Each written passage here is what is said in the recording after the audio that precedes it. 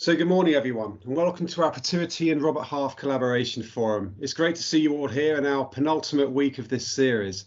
My name's Paul Middleton. I'm a Managing Director in Protiviti, and as usual, I'm joined here today by my colleagues from Protiviti, as well as by my colleagues from our sister company, Robert Half. Our aim of this series, entitled Opportunity in Adversity, is to inspire us and to push ourselves further as we face up to the challenges of the period ahead. The news has plenty of doom and gloom: lockdown uncertainty, economic contraction, Brexit, and even since our discussion last week on retail, the failure of street names. But we'll try and see the light beyond that. Within this adversity, we believe there lies opportunity. And so we've created this forum in order for us to debate these topics that are most important to you, such that you can gain better insight into the challenges that lie ahead and seize any opportunities with greater confidence and speed.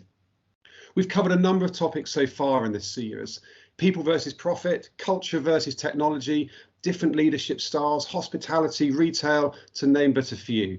And this week, we have a couple of great business leaders to talk to us about brand, and specifically to debate the extent to which COVID has demonstrated that brands, above all else, must now be more empathetic and more human in order to outperform their peers.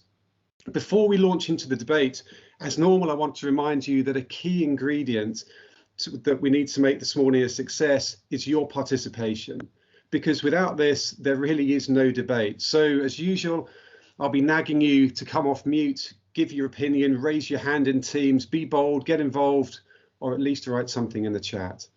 If you're dialing in, you may need to press *6 to take yourself off mute. And if you're on a computer, you can unmute yourself at any time. But whatever you do, please get involved.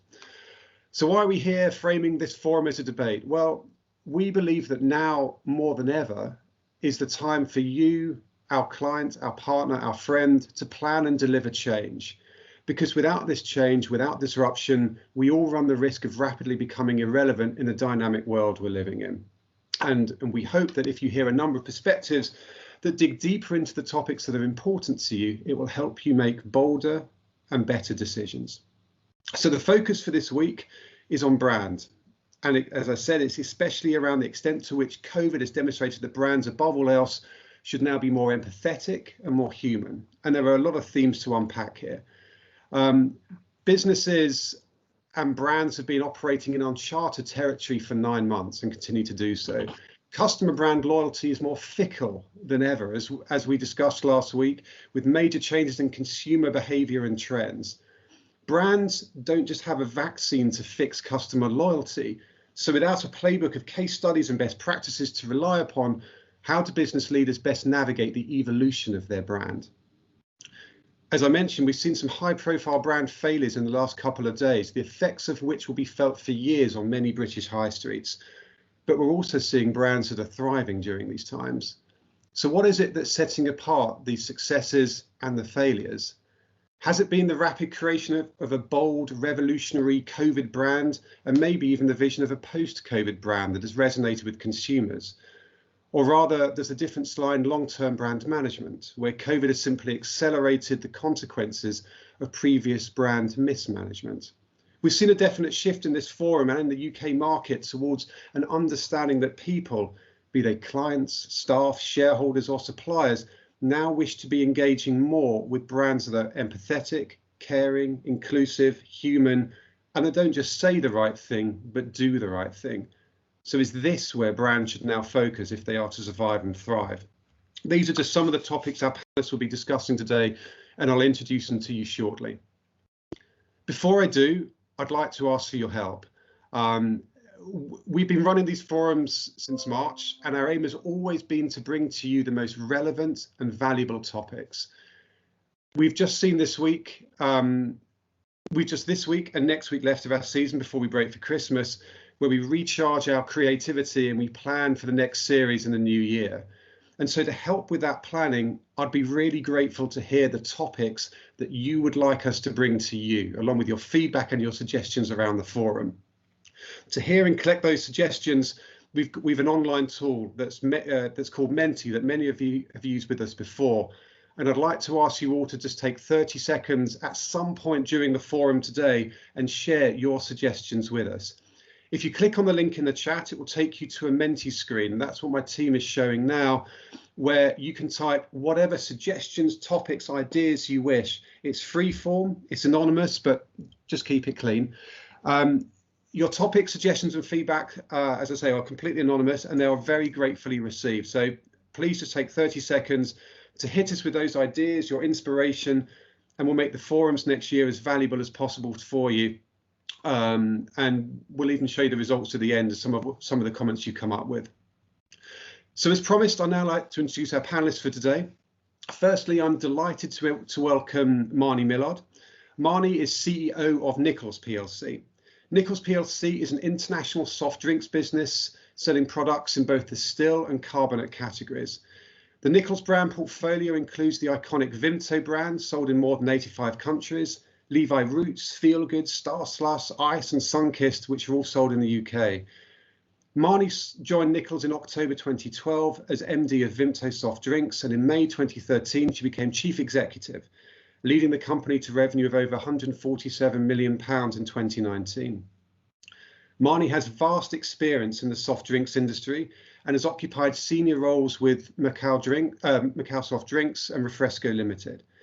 In April 2016, Marnie was appointed Regional Chair of CBI Northwest, and she's on the Board of Management and Executive Council of the British Soft Drinks Association. She was awarded an OBE in the Queen's Birthday Honours in 2018 for services to international trade and business in Northwest England, and we're delighted that she can join us today. Next, I'm very pleased to introduce Steve Oliver. Steve is the co-founder and Group Chief Executive Officer of Music Magpie, the world's largest re-commerce business, achieving a group turnover of around 150 million in just its 12th year of trading.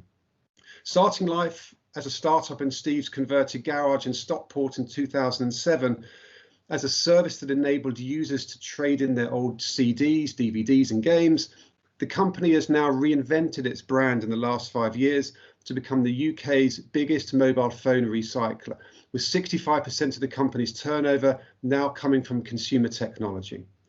The business is also now a fast-growing US brand, operating the same model, but under a different brand name called Declutter, that's now generating around $50 million per annum. Steve has overseen the business becoming the world's largest seller in the history of both Amazon and eBay globally, recently surpassing 10 million positive feedback scores on its eBay selling count alone. And again, delighted that Steve's taken the time to be with us today. So, as normal, I'd like to ask our panelists just to give us some brief opening, broad thoughts on the topic under debate today. So, Marnie, if I may come to you first, if you could maybe just briefly tell us how the Nichols and the Vimto brand has evolved over the last few years, and maybe just some initial thoughts on how empathy and human centricity has guided that thinking, please. Yeah, thank you, Paul, and good morning, everybody. It's great to be here this morning.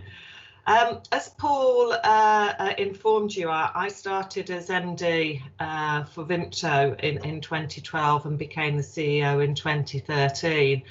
Vimto was born and bred in Manchester, in Salford. So we have a very, very strong affinity, as you would probably expect, with the Northwest. And I guess it's quite daunting to take a brand that was born and bred in Manchester in 1908 and take the lead role in 2012. And certainly what I didn't want to be remembered for is the CEO that cocked it up. So I think it's fair to say that, Vimto has been at the heart of, everything that we do at Nichols. We are a global brand, which I'm sure Paul will explore a little bit further. But soft drinks are very, very simple. It's about taste primarily. And I guess what I'll talk about through the morning is really how we've evolved that taste. But I can tell you categorically that taste is the same around the world. So if you drink it in Riyadh in Saudi, whether you have it in Dakar, whether you have it in Manchester, Malawi or wherever, the base taste is the same, but the formulation changes to meet local needs. And I guess therefore, the brand and the consumer and our customer is always at the heart of everything we do, not just the last 5 years, but for the last 112 years that we've been in existence. Just to put some context around it, when I joined the brand in 2012, the overall brand value was £52 million, which I found somewhat bemusing, because in Vimto we have a fizzy product, we have a still ready to drink that you can bob into your corner shop and take out of the chiller, and then we have squash, which again, you know, has been very, very popular for in-home consumption, as you would expect through COVID. When I compared that to one of my most considered and respected competitors, which is AG Bar and Iron Brew, their brand value then was 120 million. And I'm saying to the team, you know, come on, people, we've got a portfolio offer here, and my brand value is 52 million and Iron Brew's 120, and we've got 2 fizzy products. You know, what's going on? So I'm pleased really to sit here today and tell you the brand value is over doubled. It's circa 110 million pounds now, and I guess we'll talk a little bit about how we've done that. But from my perspective, it's really been about ensuring that the team really believe in the brand, that we've stayed true to the values of the brand, but equally we've been a disruptor. Our tagline for many years has been refreshingly different, and my job has been to empower that difference, both from a people point of view and, you know, from a brand perspective. So I'll probably stop there, Paul, if that's okay, and let Steve have a little bit of airtime, and I'm sure we'll come back and explore in a bit more detail some of the things we've actually done. Absolutely, Marnie, thank you very much for that. Steve, I'm sure there's a lot there that resonates with you. Would you like just to give us an overview then of how you've evolved the brand since 2012, and again, just reflecting on some of that human centricity and how that has guided some of the thinking? Sure, yeah. I mean, I'm actually only here to meet Marnie because I was the winner of the Vimto Superfan for 12 successive years from 1977 to 1989. I grew up on it, so I feel like I'm meeting Willy Wonka, Marnie, so delighted to meet you. I've been described as Willy Wonka, but I'll take that one, Steve. That was meant in a complimentary way, of course. Let me tell you about Music Magpie, because as Paul said, we started in 2007 in my garage, but actually the business has done this major pivot. So hopefully some of the people who are joining us today will have heard of us and maybe even used us. We're the smart, fast, easy, trusted way to both buy and sell consumer tech and physical media. So if you're selling to us, it's fixed valuation, free logistics, and you get paid on the day of arrival in our warehouse. If you're buying from us, it's buying the product that we've refurbished that we're selling back to a consumer for a fraction of the price in as good as new condition, and it's branded items such as Apple iPhones and games consoles, which are very popular at the moment. Hands up who's trying to currently buy a PS5 and is having lots of PS4s sold to them as a business. But the brand really has 2 or 3 things at the very heart of it, and I think we'll talk about these today. One is sustainability, which I think has just been a huge shift in the business over the last 3 or 4 years. My CFO, Ian, and I recognised that 3 or 4 years ago, the green recycling symbol wasn't even on our company deck when we talked about the business. Then it appeared in the bottom right-hand corner of page 11. As of today, it's on page 2 behind the summary, and actually we are just literally in the process of rebranding and bringing dark green into the business to reflect the importance of sustainability at the heart of the business model. The other 2 things at the heart of the business model, as we've grown to where we are today, the 2 T's, technology. And it's the technology that works behind the scenes in doing all those millions and millions of valuations every month. So it's live and it manages all our stock inventory, etc. But the other T, I guess, is the even more important one, and that's trust. It's the relationship that we've built with consumers, whether they've sold to us or bought from us. You mentioned Amazon and eBay, where we've got over 10 million global feedbacks on both. We've got 165,000 Trustpilot reviews at 4.7. We've got over 7 million registered users. So we've built that trusted relationship with consumers that we can now take forward. And yes, we have scaled the business on Amazon and eBay, but we now 87% as of last month of our sales of all consumer tech were back to people directly off the Music Magpie online store. So we're both forming that relationship when we bought with them historically, and ever more so now we're selling to them. So that's sort of been the evolving and pivoting of the business, and perhaps we'll even just touch on the US business as we go through, Paul, but that gives us a bit of an intro as to the brand. Thank you, Steve. Thank you very much for that. So Marnie, if I may just come back to you then, just building on what you were saying, and maybe now just focusing on the last 9 months and COVID, how has that accelerated or changed the contract between your business and your supply chain, your people, your customers? What impact has that had on your brand in that sense? Yeah, I'll take possibly the supply chain first, if I may, Paul. Sure. We outsource all of our manufacturing in the UK for Vimto, as you see it on the supermarket shelves. So, you know, clearly working with those partners in terms of forecasting and forecasting demand in a volatile environment has been incredibly difficult. Not least of all of our partners have had challenges around ensuring their manufacturing sites are COVID secure. Now, you know, there's always a balance here. We are the customer, but we're a partner, and we're a large proportion of our 3 co-packers business.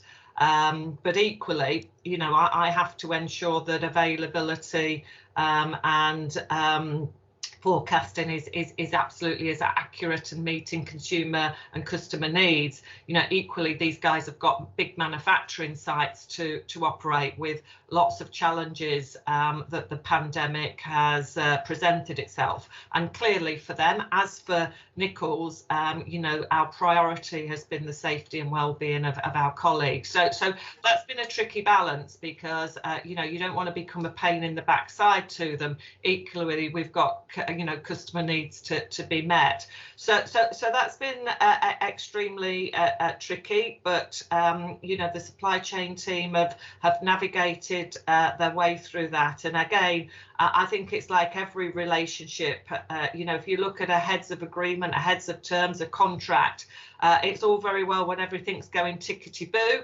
It's when it's a tough gig is when all the cracks start to appear. So, you know, I'm really, really pleased of the relationship we've got with our partners. And I'd go as far to say that in many instances, they've put Vimto first, perhaps over and above other customers. And, you know, that I don't want to be too aggressive in the space, but, you know, that's what I'm looking for. From a people point of view, you know, for example, that the move to completely working from home happened overnight. We made the call 10 days before Boris locked us fully down. We've been a very, very flexible employer for many years. I live on Saddleworth Moor. The office is in Haydock, and I have the lovely commute across the M62 on the Pennines every day. You know, probably the longest commute of the whole team. And my children are grown up, but sitting on the M6 in the office watching moms and dads rush into the office at 9 o'clock in the morning, completely stressed to the hilt before they even start a day's work, just seemed bonkers to me. So over 5 years ago, we brought flexible working in, actively encourage working from home, working in different places. You know, we're a vibrant brand. We want the best talent in Nichols that we can possibly attract, and therefore flexibility in your thinking in order to attract that talent has been the core of what we've done for a long time. So the move to working from home was not a big one in principle, but it was big in some areas. So finance, you know, the great day-to-day stuff that keeps the whole of Nichols vehicles, wheels churning, bought ledger, credit, all that malarkey. You know, we just didn't have online, and we went overnight. We didn't have a blip.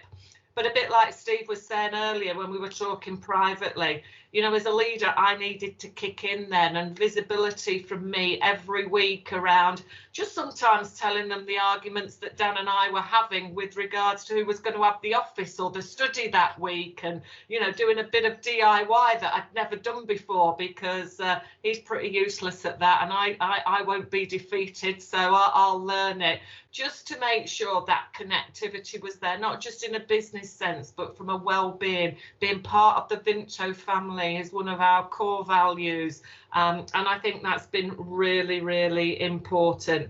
Customers have been really interesting. We've had buyers doing their joint business planning and negotiations from Tesco, no least, on a treadmill.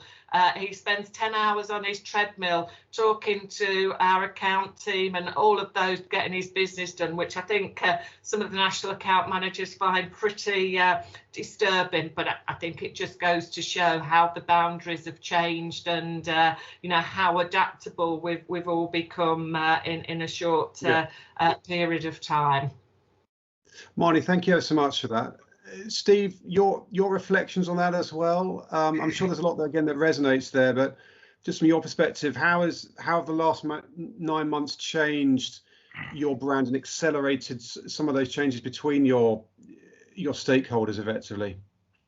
Yeah, I mean, I think acceleration is a word that a lot of excuse me, online CEOs have used over the last few months, in that, just let's start at a macro level. This has been a accelerated, but now we all believe permanent structural change into consumer behaviour.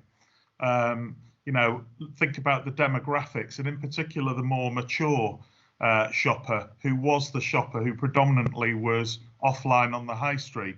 You know, I taught my parents, having bought them a tablet from Music Magpie, you know, I taught them how to grocery shop, how to do Zoom, how to stay connected with the outside world remotely and digitally. And that very much happened. You know, John Roberts IO talks about, well, early on he talked about 5 years growth in 5 weeks. I think it's now more than that. I think it's 10 years worth of growth, of movement towards online. And obviously, very, very sadly, I'm a born retailer. I grew up in Heaton, Mersey, behind a post office counter that my dad had me at 11 years old. So I'm a born retailer come e-tailer. Find it very sad what's happened on the high street, but it's where the consumer shift has happened. And I guess from a very early stage of COVID, I mean, Magpie, and I was a little bit bashful and almost a bit embarrassed about this at times, especially in the early days. This phrase about COVID winner in business and COVID loser, you know, we were a COVID winner, but, you know, I never wanted to use that phrase, because so many poor businesses, you know, have suffered from it through no fault of their own. But of course, the services that we offer, both buying and decluttering people's houses and offering cash for old stuff, well, they were at home more, they had more time, they perhaps had more inclination to raise a few pounds for whether it be old physical media, CD, DVD and game, book, or consumer technology.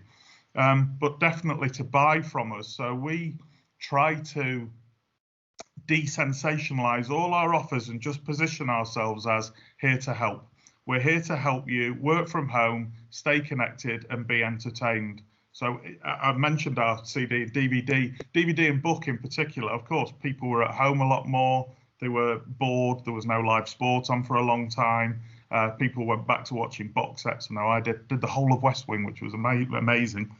We were selling 10 West Wing box sets a day at one stage. So people were very much in demand for both of our product categories. And of course, both of our territories in the UK and the US had the same dynamics. So as Marnie said, you then have to look inside your building and at your people and say, well, how are we going to react to that? You know, as an office, we got, you know, everybody home, as Marnie said, within a couple of days, everybody remote working. But I've got a 500 people operation, both in Hazel Grove, Macclesfield, and then another 150 in Atlanta, Georgia, that we had to make sure we're safe and secure and happy. So there was a lot of emphasis on sort of making sure that we got everybody safe and secure. So both externally and internally, it's been a huge change in the last 9 months. And you've touched on there, Steve, I think a number of points around how you've pivoted towards that more empathetic, here to help type brand in the last 9 months, and obviously then your product suite has changed off the back of that, or some of the focus. Marnie, from your perspective, do you agree that empathy and being more human is now key in positioning the Vimto brand in order to outperform some of your peers? We've always been in that space, Paul. You know, the emotional engagement we have a brand is phenomenal.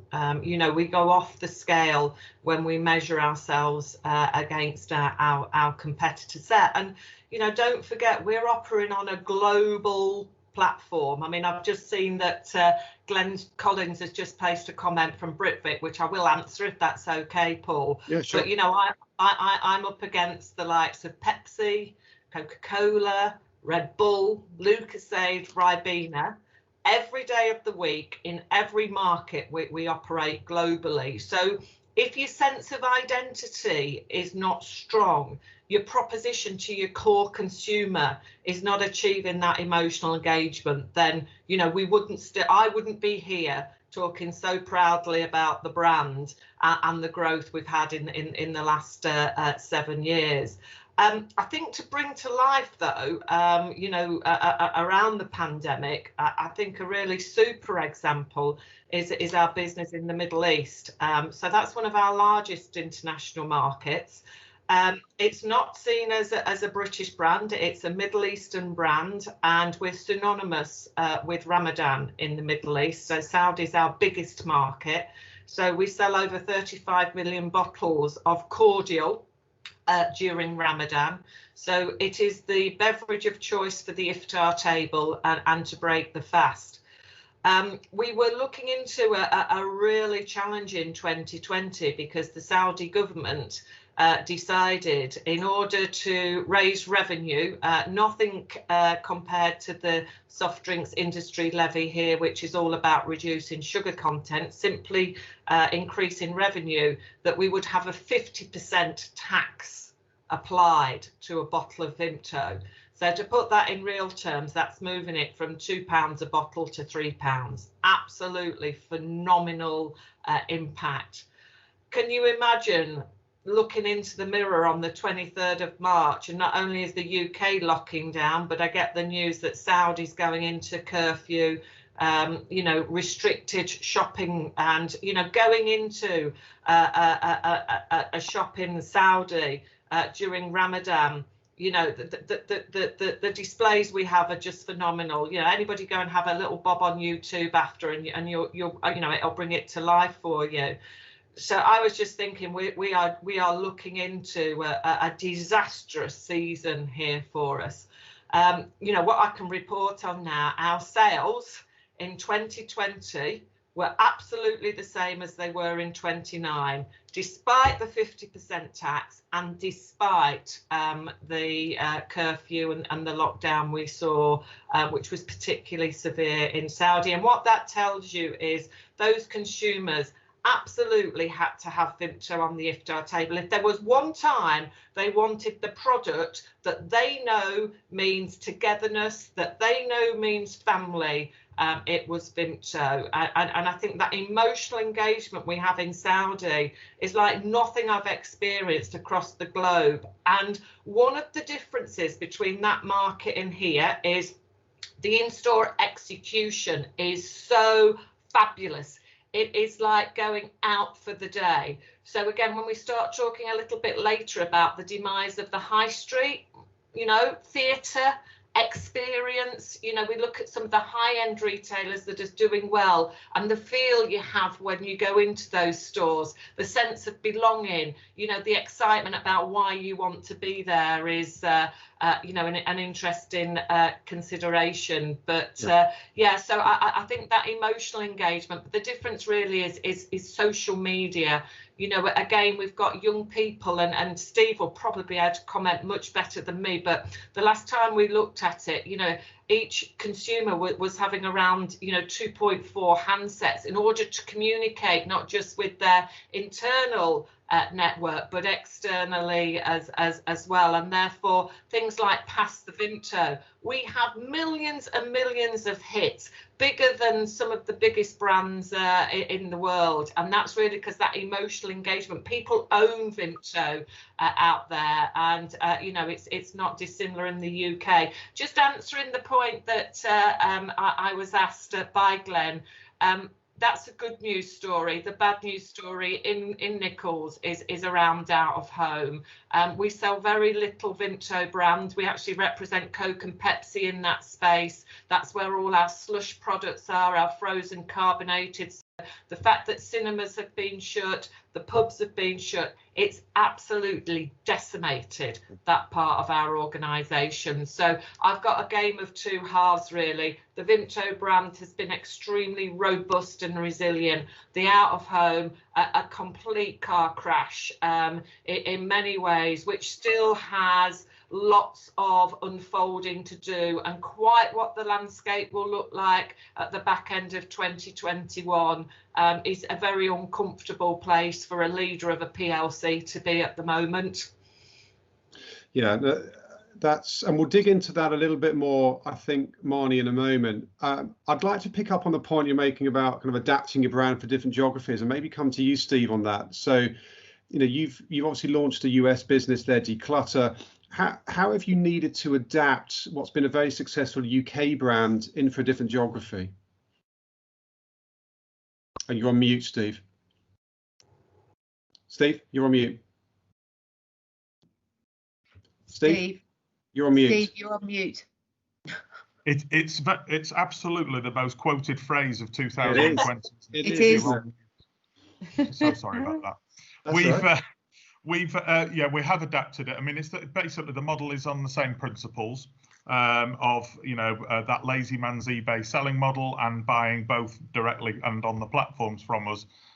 The obvious things were, we launched over there in 2014. We charged over there like schoolboy football. Everything was going in the right direction. We thought, we'll launch in the States.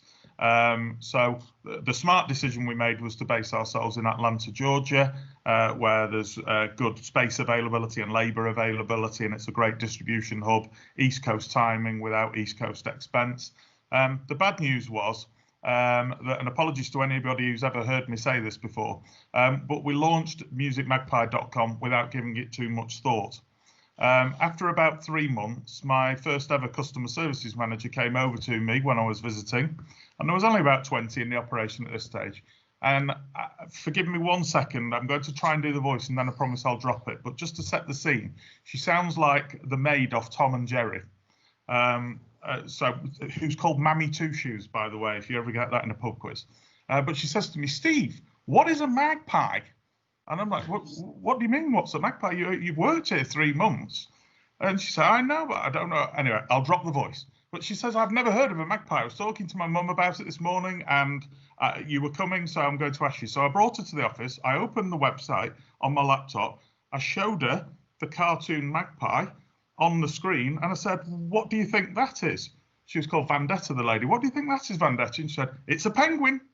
And I was like, it's not a penguin. It's about, why would we have a penguin on our... So I brought everybody in. I said, everybody come in. For those I haven't met, I'm Steve.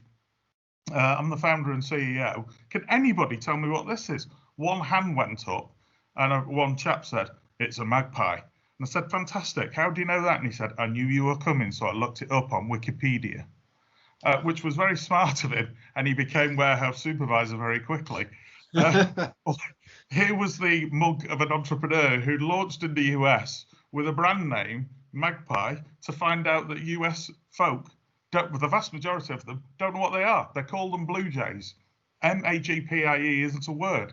So we had to do the job properly, which is what we should have done, did a piece of consultancy and came up with the Declutter brand name. We Americanized the website completely, just daft things, you know, the spellings, all the things that us haughty-taughty English get very snobby about, that we can spell properly and they can't, but just Americanize the website and adapt the culture and the way that we talk to people. But what's fascinating in the States, less so, they're behind, and generally they are, with one or two of these trends in terms of mobile ownership and all that kind of thing. The penetration was slower in the US, which sounds unusual. And I mean, as a macro market, was the very same mantra of the business: smart for you, smart for the planet, resonates over there. And that is resonating more and more and more with consumers. Consumers care. You know, as Marnie said earlier, we've always had those credentials at the very heart of the business. We give 400,000 consumer tech items a second life, but we've never told anybody because we didn't think, frankly, anybody really cared. And up until a few years ago, I'm not sure they did. But the modern consumer, especially the millennial, they really care, and they will make ethical buying decisions, and they'll look about who's doing good things with the planet, good things with value, who cares about the customer, and they will adapt their shopping and behaviour accordingly. So that's been fascinating to watch that grow in prominence. You know, I won't diss anybody else, but we've seen the challenges that one of the Northwest online heroes has had at Boohoo, and it has knocked it. It really has, because even their consumer, their typical consumer, cares about, you know, actually that doesn't feel quite right, and they're addressing it, of course. But they care about, you know, how you go about business and the ethics and what you believe in as a business. So it's fascinating to see that change. Online used to be all about value. Who sells it the cheapest? It's a commodity. Will you deliver it tomorrow, and is it cheapest? I think it's more than that now. It's who actually cares about the customer more and more. So, Steve, you've spoken there around how you've adapted the brand and that shift towards sustainability, smart for you, smart for the planet, and Marnie, you've touched on that as well. Just maybe looking outside of your business, then, this week, sadly, we've had some big brand failures on the high street. To what extent do you think, you know, reflecting on your own experiences and how you've worked with your own brands, Steve, if I may just start with you on this, to what extent do you think brand or lack of has played a part in some of the recent collapse of Debenhams Arcadia Group, or actually are there other things that have you know, more contributed to that? I mean, I mentioned before about the kind of, you know, this seismic permanent structural shift to online, and I think very much the retailers who will continue to prosper in the future are the ones who've got a significant online presence. So, you know, I'm big pals with a fragrance retailer that I used to work at once upon a time, just before Magpie, for 18 months or so. Now nearly half their business is online. That is an astonishing fact when you think about the product. It's fragrance, it's perfume. You have to smell it, you have to touch it and spray it, but actually half their business is online. So that's a seismic shift. But if you do look at some of the failures, I mean, if you look back to Woolworths, and I think this a little bit with Debenhams, and who am I to be an industry commentator, but what I will say is, in my own head, when I used to go shopping with my mum and lie on the floor crying because I didn't like to go shopping, if I think about Stockport, there was Marks and Spencer's, Woolworths, BHS and Debenhams. All of them are now gone. 3 of them are now out of business. Debenhams and Woolworths, and to a certain extent BHS, I didn't know what they did by the end of it. They were jack of all trades, master of none. And I think, you know, I hadn't been in the Debenhams for too long, many years, for that reason that, you know, I've shifted online, but also I wasn't sure what the brand stood for. I think you have to have a really clear, defined market position of who you're servicing and what you're doing, and you've got to be relevant. You've got to be agile. You've got to be, you know, you've got to adapt your model and keep yourself relevant. And I'm not sure they did that. Thank you, Steve. Marnie, do you agree with that? Yeah, I mean, I think you know, the individual businesses we're talking about have lost their way some while ago. You know, particularly Debenhams. You know, coming back to my earlier comment about in-store experience, you know, the mismatch brand representation. It almost felt a bit like a glorified jumble sale, you know, with therefore very little expertise. I mean, I find the John Lewis one more interesting than those, to be perfectly honest, and not the never knowingly undersold, because, you know, well, yeah, because that's the point of really losing your focus. You know, if you're going to have a strap line like that, then it has to encompass the whole market. You can't just decide to do a bit in store but not online. I mean, how arrogant. And I think, you know, that arrogance of, you know, whether we talk about Mr. Green or whomever, you know, at the end of the day, these are leaders of big businesses and they're big personalities. And, you know, you can't afford to be complacent. Steve and I don't sit in these seats because we're complacent. I bet we get up every Monday morning, having had a rest Saturday and Sunday. He probably doesn't, because he looks a slightly different chap to me. But I need downtime as I move into my late 50s at the weekend. But joking apart, you know, even though I'm leaving Nichols at the end of the year, every Monday morning when I'm getting ready to talk to the team, you know, at 8 o'clock, I'm no less enthusiastic, you know, on the, whatever it was, the 31st of November, even though I've only got 3 weeks to go, compared to when I started on the, you know, the 1st of November in 2012. And you've got to feel the pulse of your business. You've got to feel the pulse of your people, the pulse of your customers, the pulse of your consumers. And if you ignore any of that, you ignore it at your peril. And, you know, I think we'll look back at this. There'll be some magnificent case studies come out for PhD students around the impact of COVID and so on and so forth. But these businesses were in big trouble. But, you know, a brand like Topshop is just waiting for an individual, and it may be the individual Steve mentioned, to suck out of this mess and rejuvenate it, because actually there's latent awareness. You know, when I talk to my daughter who's 26, she's really in the space of boohoo, nasty gal and all of that malarkey, but she has a real affinity with Topshop. She remembers going when she was 13 with a friend. You know, the first outing to Wakefield would be to go with £10 pocket money, so on and so forth. Yeah, and it's a lack of investment in these businesses, a lack of actually, can I combine the two successfully, in that I might have smaller bricks and mortar. But then there's a bigger discussion. Now, I live on the outskirts of Huddersfield. We're a university town. Our town centre is a mess and has been for many years. And, you know, I refuse to keep talking to councillors and so on in Huddersfield, because they're old farts who just don't want to listen, who don't want to embrace. They need to listen to John Timpson more and take on board how we're going to rejuvenate these high streets, because actually the fact that they've relied on a backstop of a big retailer, it's gone. Yeah. Marnie, Steve, we've covered a lot of ground so far. I'd like to open this to the floor now. Glenn, there's a great question from you, Bod as well, Jonas as well. Would any of you like to come off camera and ask your question? On camera, rather, and ask your question, or I can read them out. Let's start with maybe. Paul, I'm happy to. Oh, fantastic. Thank you, Glenn. Hi, Marnie. Obviously, yeah, I work at Britvic, so I can appreciate a lot of your challenges, and I suppose I was interested, obviously we're going through quite a change at the moment around sustainability, single-use plastic, life beyond the bottle, and I was interested your challenge around that, how you're looking to move away from single-use plastic.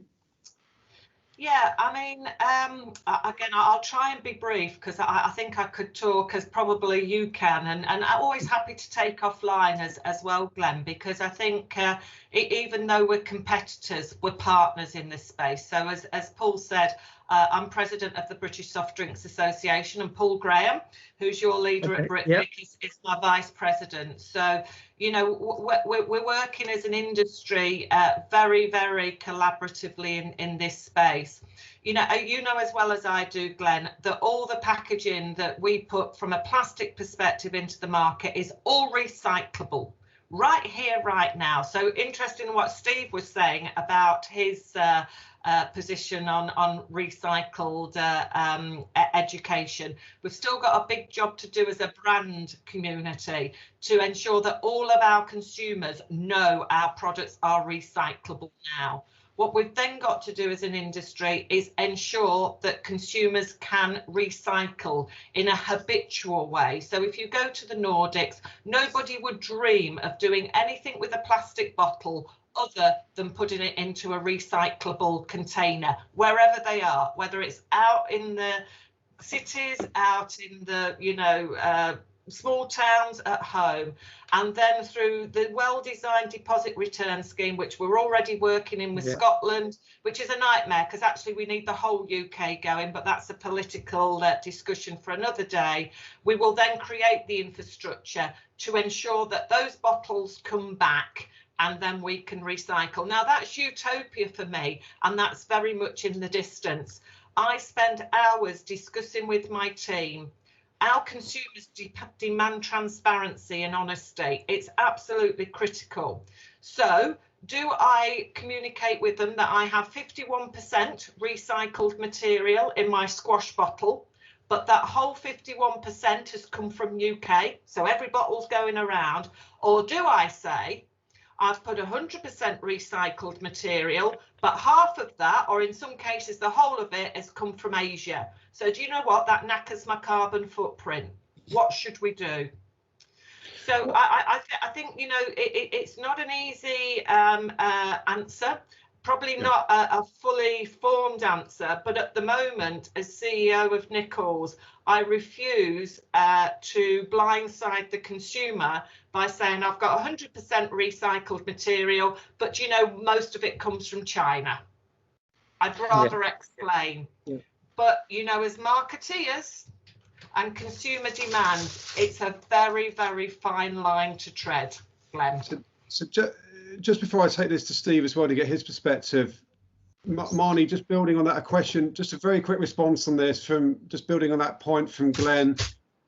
What's your strategy then to become carbon neutral, or are you there already? I mean, when are you saying that's when you're aiming for? We're still working on it. I refuse to believe companies who, unless you're a very large company that has been working in this space for decades, it is impossible right now to make a claim. And if you're making a claim as a CEO, the likelihood is you're not going to be in the seat in 2030 anyway. So who's going to come back and challenge you? So, I'm staying really in the truth space here, which for many of my colleagues and some of our customers, it's uncomfortable. But things like we're doing a massive project with Asda. We've got a refill station in their Middleton store, which is in Leeds, which is their first green store. So, there's other ways of, looking at sustainability.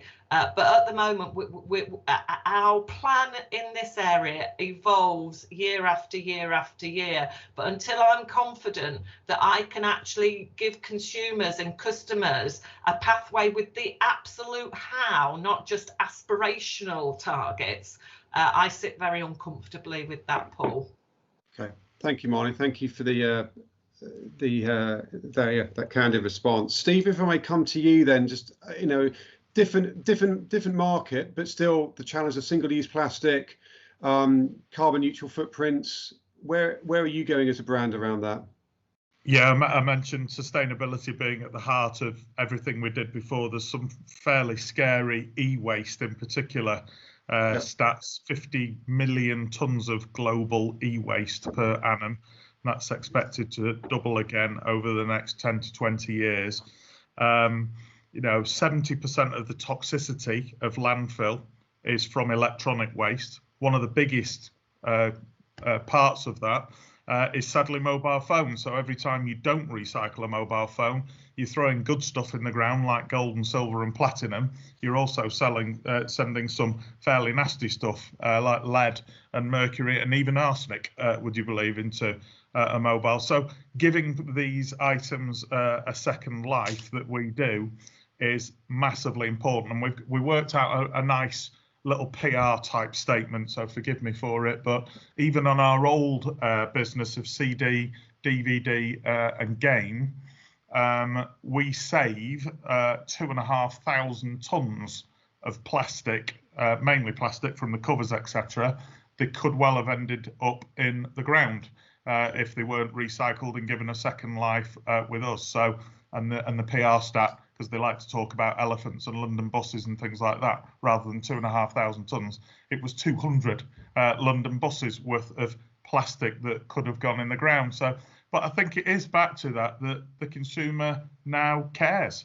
That they will make an active decision based on sustainability and your part in it. And fascinating that, Marnie, you're involved in the Middleton trial in Asda. We're talking to Asda a lot, and their strategic partnership director, top of his agenda, as you probably know, Marnie, is sustainability and on Roger Burnley's agenda. And we're talking to them about real, quite holistic relationship. I think they're leading the way with sustainability. We've taken our DVD product into their stores, and whereas in the past with other retailers, we've kind of called it something else. We've called it replay and, it's virtually new kind of thing. They've actually said, no, it's Music Magpie, it's second hand.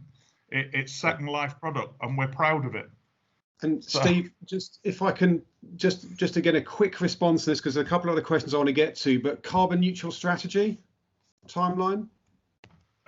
We haven't got a formal one, Paul, so I won't blag or bluster or bluff anyone and say we have a set time deadline. It's something that's first and foremost to us as a board, but I haven't got a time deadline I can give you. Thank you, Steve. Glenn, thank you also for that, for coming online and giving that question. Bod, you had a question as well. If I may come to you. Do you fumble for the mute button? Oh, was that for me, Paul? Yes. If I know you put forward a question, Bod, so I just wondered if you wanted to put it to Marnie and Steve. Both. It's to both, really. Hi, Marnie. Hi, Steve. Look, one of the things that I think really, in my mind, links Nichols and Music Magpie is the really distinctive and special cultures that you've created within your respective businesses. And I'm just really interested in how, as leaders of those businesses during this this new phase of more remote working, how you maintain and build on that culture. Yeah, shall I take that? Yeah. Nice to see you, Bod. Another friendly face. Yeah, I mean, I think unwittingly and unbeknowingly, we launched Workplace at our kickoff conference in January, which is Facebook for Business. And that was a deliberate installation because, as you know, the out-of-home part of our organisation has grown significantly. So we've gone from being a head office centric operation to probably more than 60% of our colleagues being out in the field and at remote locations. So, it's one thing when I can get my arms around 80 odd people at Haydock. It's another thing when we've got 450 people out in the field. So that's proved to be a phenomenal tool in order to create the Vimto family in a virtual world. Connectivity with me and the leadership team has been really important. So that has been very planned, very orchestrated, really ensuring that we bring teams together in a virtual way. And I guess probably once we got past the crisis management point, which was about 6 weeks in, we sort of very much then got back to working in a new way, but very much akin to the old way with group team meetings. And one thing we were really adamant is to continue the strategic planning process.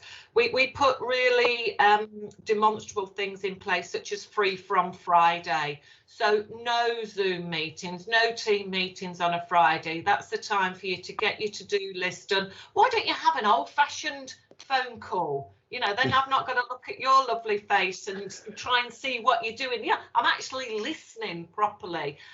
You know, well-being this time around, with it being dark nights, we've insisted, we've given permission for our colleagues to say midway through the day, or at least an hour, go out and walk. Take your phone with you if you feel that, you know, have a meeting whilst you're walking.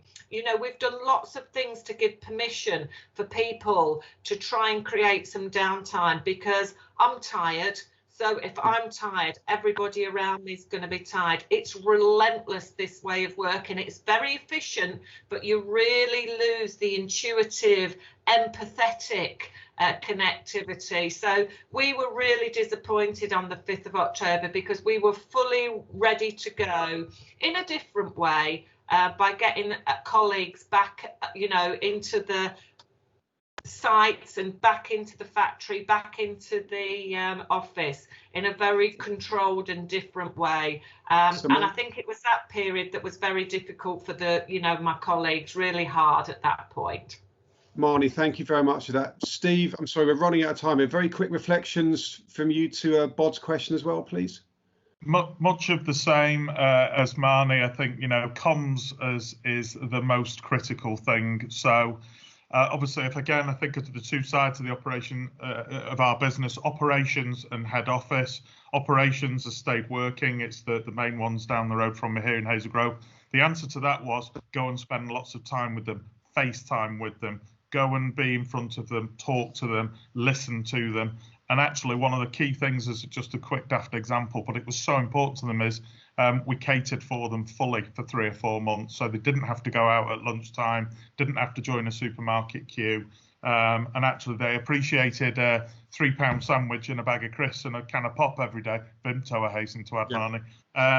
More than anything else we did for them. We also gave them a thank you bonus at the end. But seeing me, you know, I was there. I'm very proud of it, because I haven't been up there this early for a long time.